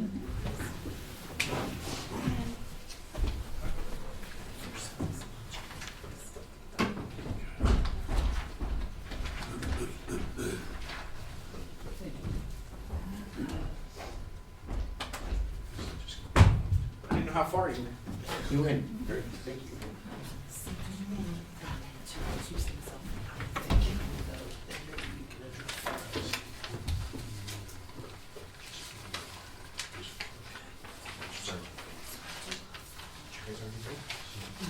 No, Mayor, we're just discussing, we have two spouses that are up for the next two appointments, so we were talking about how to handle the recusal. So if we could please, and I know that Councilman Trujillo left the room while the interview with Mr. Aragon is going on, but when Ms. Peters is up for a vote, I don't think that's necessary. But of course, if Councilman Peters would please just not vote and recuse himself from the vote whenever she's involved. Thank you. Just want to make sure. And then you just do the same thing. We're just out of it. Yeah, exactly. Please. Thank you. So just, okay. And those are the interviews tonight. That is the interviews. We'll vote to begin the appointments now. Item 8B, consideration of appointment to the Lodging Tax Advisory Board. Mayor, I would point you to the spreadsheet that Ms. Garrett has provided you. You can look at the column for Lodging Tax Advisory Committee. You will see in the yellow we have one opening. You will see below we have one applicant for that, so. I would also like to make comment that the city did a great job in this chart for us. We can see it clearly. Yes, yes, thank you to the clerk's office. Okay. So Councilmember Peters will be recusing himself from this one. Okay, so we'll need a motion for consideration of appointment to the Lodging Tax Advisory Board for Lou Ann Peters. I'll make a motion. Second. To. Okay. Oh, sorry. Motion and second. That's great. I love it. Any discussion? Any discussion? nothing, I thought she was qualified, interviewed very well. I think she'll do a great job. Okay, call? Rossetti, Yes. Shu, Yes. Trahell, Yes. Venor, Yes. Williamson, Yes. Michaels. Yes. Okay, then noting on the next item, Mayor, we will have 2 recusals. Mr. Attorney, Yes, what ma'am. would consist of a majority in that case? So in that instance, there are going to be 5 voting members, so a majority would be 3. Okay, I hope. Once Maybe again, more than 3. Go ahead, I'm sorry. look at the chart, please. We have 3 applicants for Housing Authority and 1 position. So Mayor, if you can call for a motion, please. Call for a motion? I'd make a motion to move for Michael Aragon for reappointment to the Housing Authority. Second? Discussion. Discussion? I would suggest that with recent events on that board, it's incredibly imperative. While there's many qualified candidates, I genuinely appreciate their interest. I think it's important, given recent events, that we maintain that board's viability, performance, and preservation of historical knowledge, so that we can set firm in motion the changes that have been made. Any other input? I would just add, Mayor, that I'll be meeting with that board based on a request I've received to expand the members from 5 to 7 and trying to understand better why that request was made and then looking into whether that's viable or not. So I would just encourage the applicants, we have 3 very qualified applicants, to just let them know we'll be looking into that. Okay. Call. Rossetti, Yes. Shu, Yes. Venor, Yes. Williamson, Yes. Michaels. Yes. Consideration of appointment to the Urban Forestry Board. Mayor, we have 5 openings on urban forestry and 2 applicants that came before us on February 20th. We have We need one that's. one to on the appoint tonight. 23rd. The other will interview next time. Thank you. Thank you, Councilman Shu. So we would be only looking to appoint one that has already interviewed. I'll motion to appoint Tamara Morton to the Urban Forestry Board. I'll second. Discussion? Anyone? No? Call? Peters, Yes. Rossetti, Yes. Shu, Yes. Trahell, Yes. Venor, Yes. Williamson, Yes. Michaels. Yes. 8E, consideration of appointment to the Arts and Culture Advisory Commission. We have 4 openings on art and culture. We have 5 applicants that have all interviewed. Mr. Downs, do you propose they do these in separate motions, or could they make a blanket motion, or how do you propose that they do that? Well, there are 5 for 4. There are 5 for 4. So I would say you could do individual motions, or you could do, what if you could do a motion for 4 to fill the 4?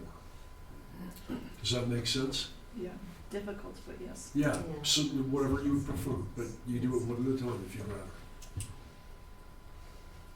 Well, I have a question though. 2 of them are still in interview stages. On No. arts and No, culture, that's all Parks and 5 That's on Parks and interviewed. Rec. Have we ever thought about putting an alternative, like if we nominate all at one alternate, have we ever thought about doing that on our boards, because sometimes person leaves and we don't have anyone to put in? Would that be appropriate? We could definitely look at that. It may require an amendment to an ordinance. Right. Yeah. Yeah. The ordinance as it That's an stands doesn't excellent allow point. for About 30 alternates. years ago, I was alternate on a couple building boards. That's an excellent thought. And they would be a voting member, right, because they No. wouldn't be an official member, Yeah, but they're yeah, just but they could- alternate, yeah. Right, and they would be presumptively, yeah. Yes. We do Make have the one motion. board that calls for alternates, and that's the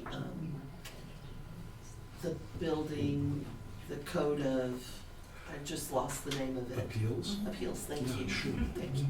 Code of Appeals. Thank you, Les. Sure, I know the name. I believe the only way to do this was be one at a time, Sure. Okay? because some people aren't gonna have 4 people.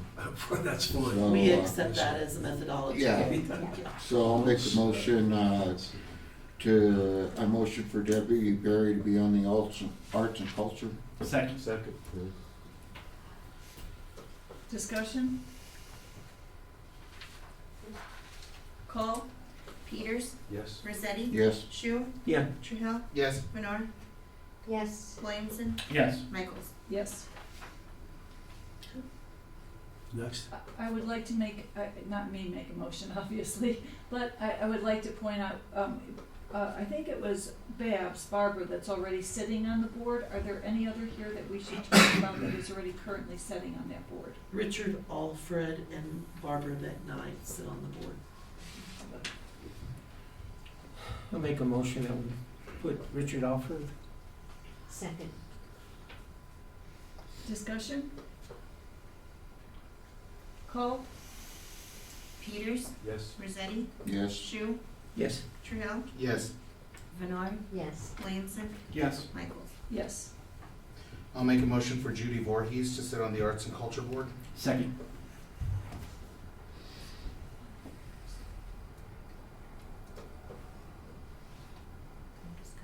You got a second? There Discussion? was a second. No, yeah, I do. Yeah, oh, okay. Discussion? Mm.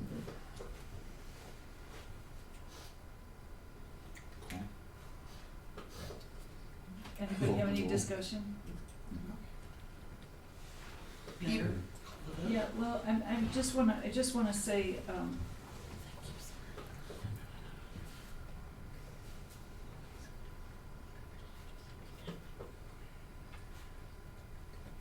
I'm just trying to concentrate on what the rest of the candidates are.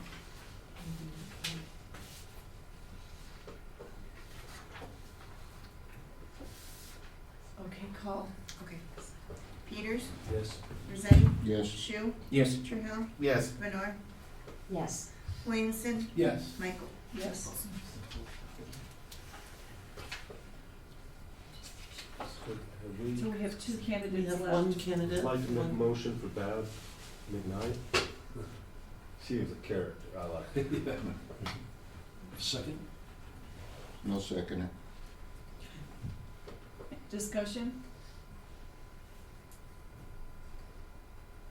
Call? Peters, Yes. Rossetti, Yes. Shu, Yes. Trahell, Yes. Bernard, Yes. Williamson, Yes. Michaels. Yes.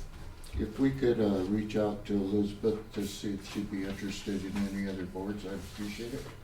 Yes, Because thank if you. she had a lot of art in her background. Yeah, so, Yeah, or an alternate, I don't know. yeah, Renard, Yeah. yes. Okay, She'd be great on Main Street too, later on. Mhm. 8F, consideration of appointment to the Parks and Rec Advisory Board. In this case, you have 4 openings. You have 3 that have already interviewed and 2 that will be interviewing coming up. Okay? Motion? I make a motion for Marquis Davis for Parks and Rec. Second. Discussion? Call? Peters, Yes. Rossetti, Yes. Shu, Yes. Trahell, Yes. Bernard, Yes. Williamson, Yes. Michaels. Yes. I make a motion for Billy Williamson for Parks and Recs. No second. Discussion? Call? Peters, Yes. Rossetti, Yes. Shu, Yes. Trahell, Yes. Bernard, Yes. Williamson, Yes. Michaels. Yes. And I would like to make a motion to appoint Catherine Harris. Second. Discussion? Call? Peters, Yes. Rosetti, Yes. Shu, Yes. Truhill, Yes. Lenore, Yes. Williamson, Yes. Michaels. Yes. Consideration of appointment to the Main Street Board. You have one applicant and 2 openings. I'll make a motion to reappoint Adriana Ginther for reappointment to the Historic Main Street Board. Second. Discussion? Call? Peters, Yes. Rosetti, Yes. Shu, Yes. Truhill, Yes. Lenore, Yes. Williamson, Yes. Michaels. Yes. So this does fill Art and Culture Advisory Board. It fills Lodging Tax Advisory Board. It fills the Housing Authority. And we still have a few openings on others. Okay. Ms. Marshall, I didn't notice on the Urban Renewal Authority. Yes, I believe we have one more interview and we'll put it on the next agenda. Okay. Thank you. Reports, item 9, reports by city manager and city attorney. Okay, Councilmember Shu, I'm gonna try to make this brief. Let's make it short. I'll do my best. The city received $500,000 in additional funding for the Strong Communities Project on Convent and Church Street. This is state funding. It was received from the state of Colorado, received by the state of Colorado from the American Rescue Plan. It has to be spent by late fall this year. There was a project on the western slope that didn't go forward, so we competed against every other project in the pool, and we did get the additional funding. So that $500,000 will go a long way toward contingency that's needed on this project. Due to the warm weather, Public Works has resumed street sweeping in the mornings. It's been really helpful to get the salt that is on the street up, and we'll continue to do that as long as the weather holds. We're rescheduling the Wildland Urban Interface discussion for an upcoming work session, so stay tuned. Staff, including Chief Bacharach, attended the Colorado Emergency Managers Conference this last week, and we're identifying and starting some FEMA training on staff. We want to keep you updated because we are beginning a larger municipal discussion on our role in emergency management and what that might be. So you will see some things in front of you as we move forward with that. And just a reminder, we're holding our second city leadership listening session this Thursday evening at 6 p.m. That session will be led by council members Peters, Rossetti, and myself. So sharp at 6 o'clock at Space to Create. We'll be interested to see if we get a good crowd. Last meeting, I was asked for an update on Southside bathrooms. We did work with the contractor. There was a change order that was necessary. I'm happy to provide you details on that change order if you'd like. It did get executed on Friday, and it started the clock again this Monday. It's been signed 21 days is the clock on those bathrooms, starting yesterday. You'll be receiving a proposed ordinance coming up on naming Field C at the Southside Park. We're gonna have it on the March 3rd agenda. So that will be brought forward to you for your consideration. That's done by ordinance. This will be this council's first opportunity to name a public feature. Pickleball forms were poured. We were gonna be setting the poles today, but with the wind, not a good day to set poles. So hopefully tomorrow. We have the bid out for our drainage project at the Public Works Building. We'll be presenting that to you in full. You will see it as the bids close next month. The city did submit the 2 DOLA applications we requested your permission to do, both the ready for the AI interface and the energy impact for the comprehensive plan went in last week. As a reminder, we're bringing a resolution forward. Oh, sorry, that was a repeat. Finally, last item, next Monday, we'll start the work session early to accommodate these last interviewees. I want to remind you that next Monday is the joint work session between planning and zoning, urban renewal, historic preservation, and city council. We have consultants coming and we're going to have it set up at Space to Create. So we will remind you again that the work session is at Space to Create next Monday. Given that we have 4 or 5 applicants, are you comfortable with starting the work session at 2:30 to do those interviews? Or do you want to back it up to 2 o'clock to do those interviews? We need to start the presentation on urban renewal at 3 o'clock sharp. We have 7 consultants coming in to present to you for 2 hours. So, How many interviews? looking at this chart, I see 1, 2, 3, 4 interviews. That's 15 minutes each, we better, an hour, Okay? right? 2 o'clock. on that. Okay, 2 o'clock at Space to Create next Monday. Interviews at 3 o'clock. Downtown Colorado Inc. will be presenting to you on what urban renewal is, how it can be used, and how you can create redevelopment projects. They're going to have some case studies to show you, and I'll just point out to you now that your role in urban renewal is urban renewal can't do development agreements unless city council executes those development agreements. So they have already done a work session with Mr. Mason and Mr. Downs, and they are hot to do a project. They're gonna be bringing it to you. We're not ready to talk about it yet, but we'll be rolling into a request for a development agreement from council so that urban renewal can do a project, okay? So this is our session with Downtown Colorado Inc. They're bringing 7 people forward, a finance person, a planning person. That's what I had. Did I do better, Mr. Shue? Absolutely. That's good, yeah. I'm gonna do Counselor even, Downs. thank you. Mayor, may Councilmember. I ask a follow-up question just quickly? For the 500,000 that was gained Yes. for this, what are the metrics that go into being deemed worthy to get that? What work had to be done? What did we have to prove up? The development team put together a list of costs that we are anticipating will come in higher than we thought they would. Nick Mason led that discussion. Engineering and utilities participated in that discussion. Then Nick Mason wrote up the request. Mr. Just added to it.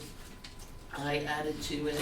Some of the utility directors added to it. We submitted it and got back a list of questions. Then that same staff met with DOLA on a virtual meeting and pointed out all the reasons why they should give us money before they give it to anyone else. I think the reason I wanted to ask, and I didn't really know how to answer no, that. that's good. I'll be brief.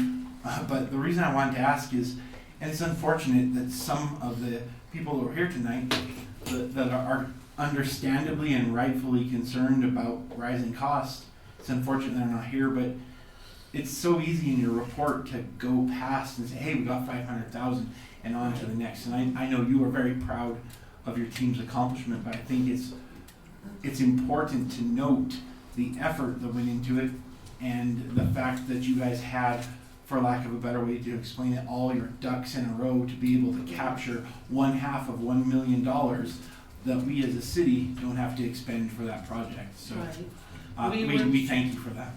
We were told 3 times that we would likely not get a full request, and then we got a full request. So staff did an amazing job on that. So Thank you, Ms. Marshall. Thanks for asking that. Mayor, council members, no report. I know, I would be even more popular with Councilman Shu. Can I ask you one question though? Me? Have you, yeah. Yes, sir. Have you got an update on the Jaffe building, Osmond's, whatever we wanna call it? Have you got anything on yet? we'll be having an executive session with you shortly. Oh, yeah, right, Okay. yeah. We will be. Sorry, right. We have We will the do. engineering report, yeah. Yeah, it took me a minute but yes, we'll be talking to you about that. Okay. Sorry, Thank you. you bet. One little thing. Absolutely. I'd just like to thank Tara for helping us with these amendments to the ordinances, even though they didn't pass. Right. Thank you for the help. That was all kind of a new process for myself, and I appreciate the help. We'll only get better. Thank Will you. only get easier. There you go. Thank you. Just like to thank everybody that sat through this full length of this meeting, and our community rocks, and we will adjourn at 7:59. Only with the motion. A motion. It's mayor's prerogative, she can adjourn the meeting at any time. That's right. She holds the gavel. That's right, you guys.